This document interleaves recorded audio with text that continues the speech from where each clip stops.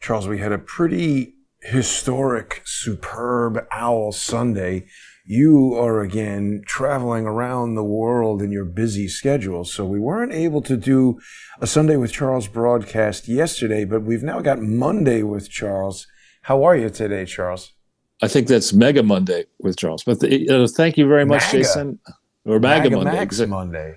Yeah, I really wish I had that big-ass hat with me. So I've got, in solidarity, a red hat from my new potentially adopted home of Lombok, Indonesia. You would make Penang great again, Charles. Well, I want to make Indonesia great again. Make the Gili Islands great again. But they are great. Actually, right now they're going through a brutal storm.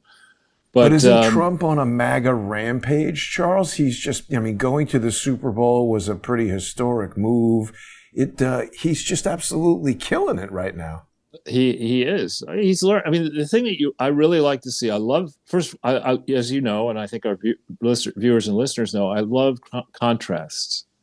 Because through contrasts, you really can tell a tremendous amount. So contrast the first, what is it now, 2 weeks of the Trump presidency? 3 weeks, I guess. 3 weeks with the 4 years of, I don't know who was the president exactly. And, right? That's when he was busy.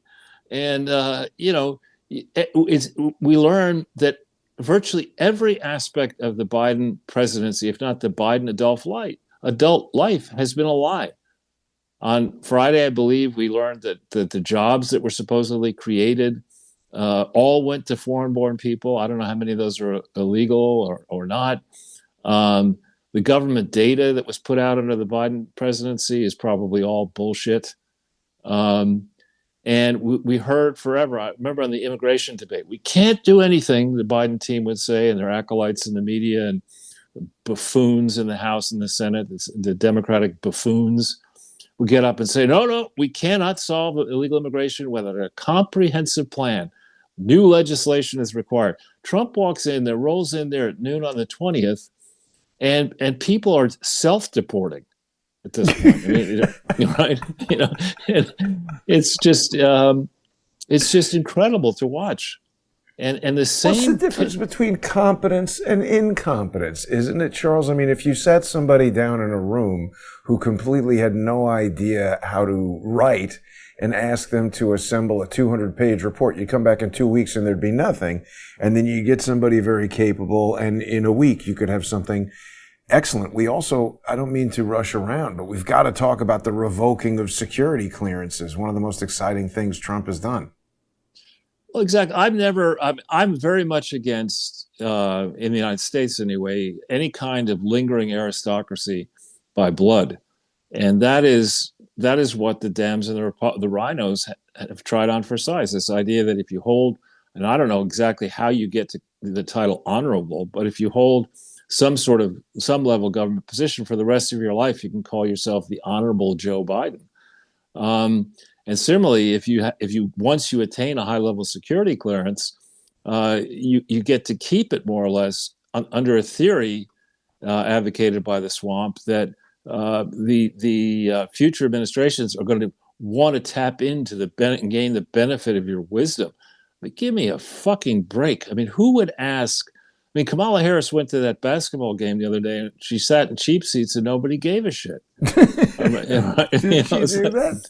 Yeah, she was there in the Lakers game, not even on the floor seats or whatever. Oh my seats. God! And she said, and nobody was like coming up to her asking for autographs or anything. And she's buying tickets for the matinee at the movie theater to save $4. Right, exactly. And no popcorn for you either. But I mean, the thing is that she's people like John Brennan. I mean, I honestly, that guy he is just evil personified, Brennan.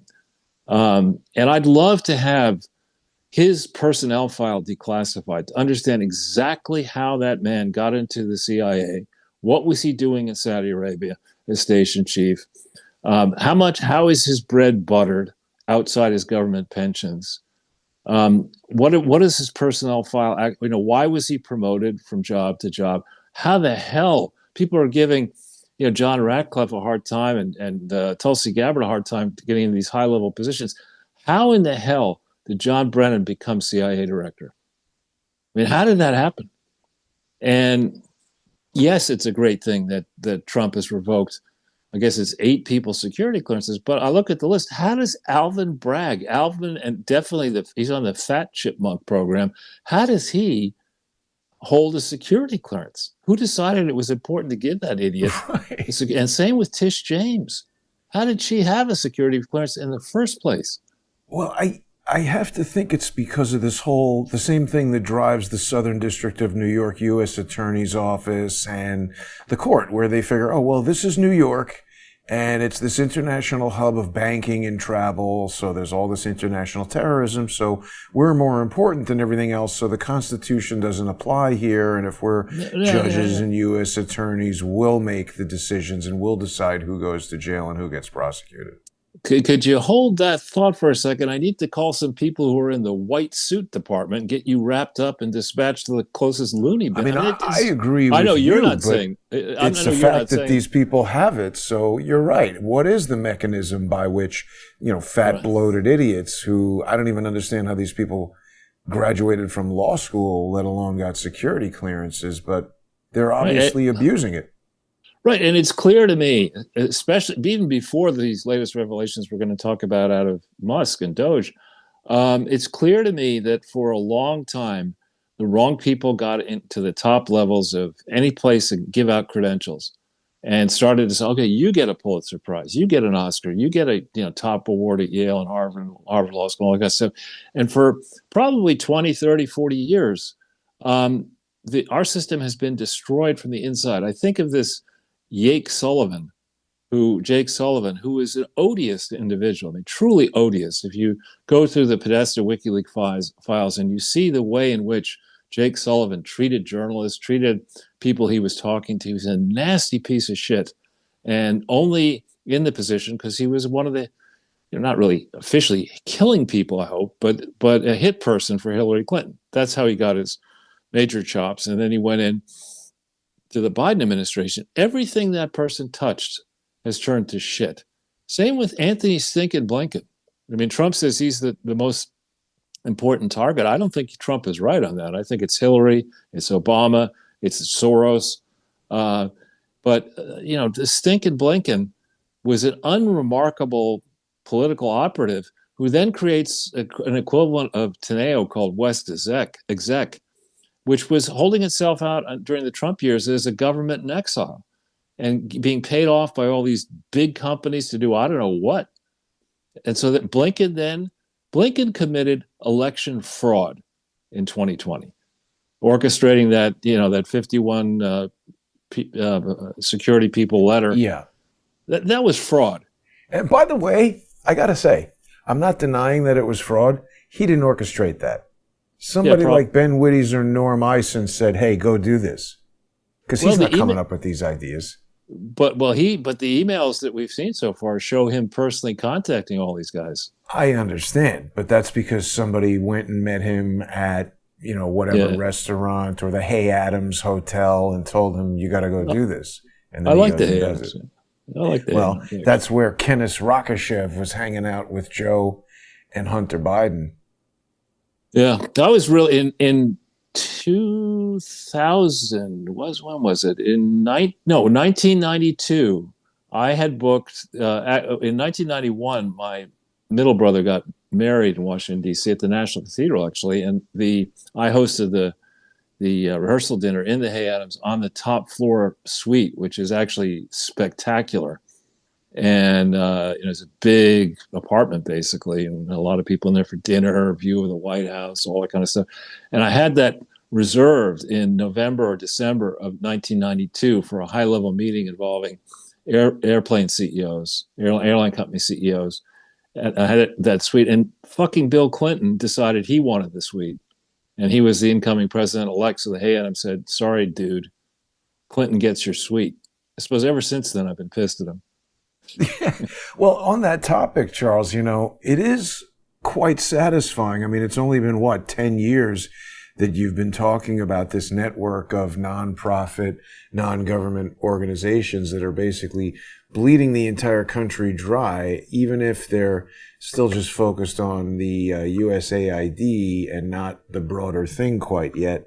It is quite a relief to see some people paying attention to at least, the smoke and flames. Like, we're getting to the heart of the problem, I think. Well, thanks for all your support and getting the message out, Jason. I mean, I think, yeah, this idea, that's why the first thing that we did together was the business model for we should have called it the business model for plundering, make a word out of philanthropy and plundering, but Philanthropy. Yeah, exactly. That's what they've been doing. And what I'm seeing, when you study the business model for a fraud, then you're better able, I believe, to recognize fraud when they use the same techniques in other industries and other approaches. But this idea, for example, that this fellow Horace Mann alumnus, I guess 8 years after me, this judge would take an incoming request for a judgment from all Democrat AGs and say, the way I'm going to handle this, I'm going to do an ex parte. I'm not going to let the government, counter argue what these obvious political hacks are going to say, and think that he could hold up this process because he's an almighty judge, and that the people are going to say, oh yeah, that's fine. That's fine. We've got a situation. We have a team. You can say what you want about Big Balls and his buddies and, the young buddies at DOGE, but in a literal blink of an eye, these people have gone in and discovered that the system that was used at Treasury apparently was completely gamed. That you had payments going out to people with no explanation. When I would have a checkbook that I would handle myself, every single check would have an explanation of what the hell the money was going out for, so that at the end of the year or whenever I needed to, I could reconcile my books. The idea that our government, which is $36 trillion in debt that we know about, would be spewing amounts of money out where there's no ability to go by design to check and audit it, and likely where, as people are estimating, I think Musk's people say that as much as 50 billion, just if one stream that they've looked at is fraud, and that this fucking asshole from Horace Mann, the judge, would then say, these guys have identified potential $50 billion a year of fraud. Right. But I'm going to dance underneath the head of 3 pins and issue this order with no legal precedence, no legal analysis, no nothing, holding this up because it's Trump and it's DOGE, and I don't like that, and I'm a tool of the Upper West Side in New York City. Yeah. Fuck this asshole. I mean, this is outrageous behavior. This needs to be a precedent called the Engelmeyer precedent. Don't be an Engelmeyer. Don't do this bullshit. It's even worse than that, Charles, because, the basically lie that everybody who's got their hair on fire about this, the lie that they're clinging to is like, oh my God, this rogue team of big bald, pimply 19-year-olds is sifting through all of your information. But then when you listen to people like, what's his name? Barnett, the guy who is the head of the Treasury now, he explained, Bissett. He explained in an interview that he's like, look, these guys have read-only access.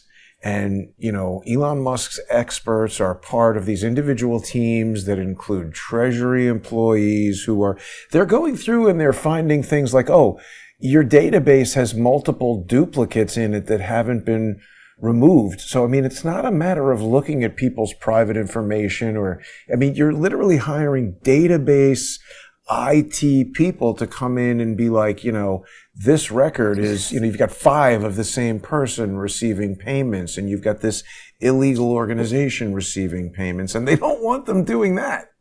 Well, actually, you remember when we got into the Clinton Foundation in the beginning, I exposed to people that the accounting profession writes memos about how you handle frauds. I think one of them is called Consideration of Fraud in Financial Statement Reporting.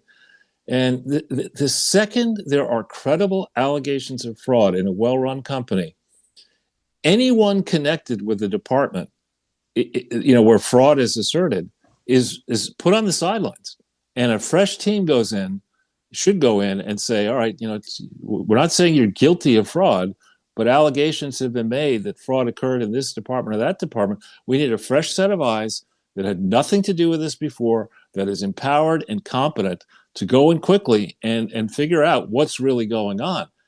The idea that all these Democrat AGs, who likely are all personally connected, directly or indirectly, to some of these fraudulent foundations and fraudulent techniques, that they would go to a Democrat on the Upper West Side of Manhattan and secure this middle of the night temporary, stop order, basically, and think that is really going to hold water. People say there's fraud. Okay, better cover that up the way we have with the Clinton Foundation, the way we have with the Obama Foundation. That is not flying in the court of public opinion. I can tell you that right now. And this man, who otherwise is highly accomplished, I mean, I don't know how he did at Horseman, but he did well enough to get into Harvard, Phi Beta Kappa. Yeah, but he's in all the crappy stuff. Hawkins would tell us about how Phi Beta Kappa. No, but what I would tell you, Jason, Phi Beta Kappa in your junior year means that your marks are outstanding, right? I understand, but this is part of the cabal. This is where they get you. Could be, but what I'm saying, this guy, I'm just saying, the idea that this guy would be as academic, as book smart as he appears to be, and not appreciated, be so tone deaf politically, to think that a New York Southern District judge has pulled this crap out of his pants, working for I don't know who. We don't yet understand his political chops, his family, his wife's family, why he would do this. Well, he's appointed by Obama. I mean, we understand why. You just said it. This is Southern District of New York. This is a captured jurisdiction. Well, I'm just saying we don't know. I'm just sorry to keep interrupting you, Jason, but I just want to follow through on the point. We don't understand exactly how his family made his money, exactly how his wife family made their money, what the hell is going on here. But this guy should be smart enough to understand that in the middle, this is it after. It's not like there was no election last November. There was an election, and the Democrats can say all they want that there's no mandate. They're full of shit. I mean, compared to both Bill Clinton elections, 92 and 96, in neither case did Bill come close to winning a majority of the popular vote. He declared a mandate immediately in both cases. And Trump did win a legitimate mandate. It's clear. I mean, the energy in the Trump campaign 2024 versus there was no energy. It was negative energy. It was the black death of political campaigns, not because she was black, but it was, but it was just a horrible campaign. Clearly, Trump won a mandate. Clearly, this is a garbage tactic that the Democrat attorney generals put together, much like the J6 windup, which we'll learn more about soon, I hope. To think that you're going to get away with this for more than a nanosecond outside the faculty lounges of Oberlin and Harvard Law School, I mean, this is only, I think, going to amp up the negative feelings people have about the Democrat Party and people like this Engelman. I mean, he needs to be turfed. But what's his name? Musk is right. He needs to be impeached, convicted, pushed out of the legal profession, and this disastrous decision needs to, there needs to be a legislative response to this that says you cannot have this kind of discretion. You cannot do this as a judge. It's ridiculous.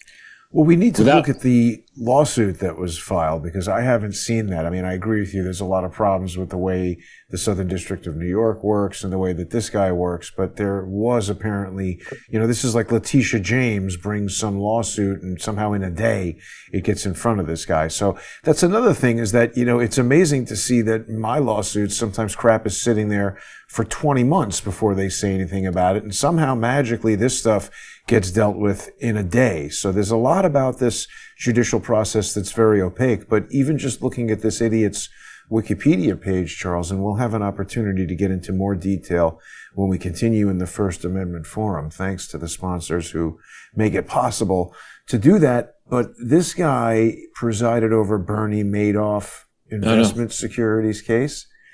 He also was involved in this Khashoggi FOIA litigation in 2019.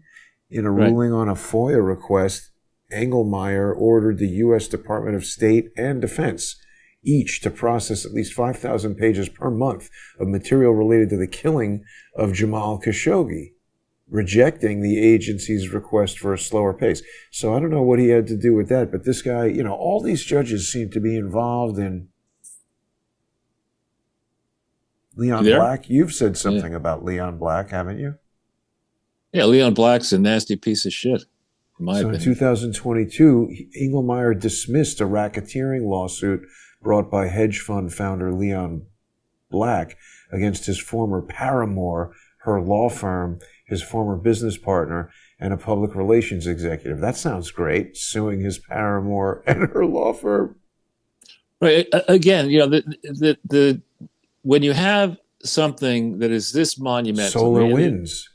The election of 2020 and the election of 2024, and for that matter, the election of 2012, are all elections which historians will study in time once the rot is rooted out of the academia, which I think that's coming too. And there are all very significant questions about the legitimacy of those elections, very significant unresolved questions. To have this case come on a Friday night to this judge, and to have the judge issue this sloppy, I mean, remember, he's a smart guy. He would know, and I bet you if you looked at his other rulings, they might have the other rulings, some legal analysis in them, right? None of that here. Well, it's interesting, though. They do say, it says right here, DOGE access to Treasury payment systems. On February 7th, 2025, Engelmeyer granted a temporary injunction sought by New York Attorney General Letitia James and 17 other state attorneys. So why does it get decided that it's Letitia James and New York that do this? If this is how did that happen? Why does a filing from Letitia James get attention right away? How do they decide that this is the court that goes? This is a completely opaque process, and it should not be. Right, and this isn't a small issue, right? I mean, this is relitigating the election of 2024. I mean, it's not a surprise that Elon Musk was going to head up DOGE and do exactly what he's starting to do now with big balls et al. I mean, it's just not a surprise. I think, and frankly, a lot of the younger voters probably voted for Trump over the meathead, Hapless Harris, and Tampon Tim, in part because of this, solid support that Musk gave to the campaign of 2024, and more the promise that he made to get really actively involved and use solid people to make the government work again, function as a normal government should function instead of a sloth machine. So I mean, this is really egregious behavior, and it's kind of like a West Wing narrative, right? We've got the noble judge in one district. I'll stand up to President Trump and Elon Musk, the richest man on the planet. I'll do this because it's for the betterment of society. Fuck you. This is outrageous. And Tish James, she doesn't have any credibility. She ran on a platform that she was going to get Trumpy, and instead Trumpy turned and demonstrated that she's a big fat chump. Here's the lawsuit. So it's the state of New York, the state of Arizona, state of California, state of Colorado, state of Connecticut, state of Delaware, Hawaii, Illinois, Maine, Maryland, Massachusetts, Minnesota, Nevada, New Jersey, blah, blah, blah, blah, blah. So this all lands in New York. U.S. Treasury Department. Well, you know what, Charles, we're almost out of time here, so let's dig into this a little bit. There's a 60-page complaint from that fat bitch. Let's just see what it is that she says, and then we can kind of check out the response if you want to do that. But we're just about out of time. Just a minute left here before we head over to the First Amendment Forum on odyssey.com/@crowdsourcethetruth, crowdsourcethetruth.substack.com, and subscribestar.com, and patreon.com/crowdsourcethetruth. People can still subscribe on Odyssey using a normal credit card until the end of this month, and they're going to have access to all of the sponsor-exclusive content for an additional month. Anything else you want to say before we head over to the First Amendment Forum, Charles? Well, I'm just reading reports about weather conditions and crime and whatever. I would encourage people to stay warm and safe. This is a dangerous period we're facing here. Yeah, we also have to talk about this morning they discovered that they continued to give money to hotels in New York City. But we'll be right back. Stay with us.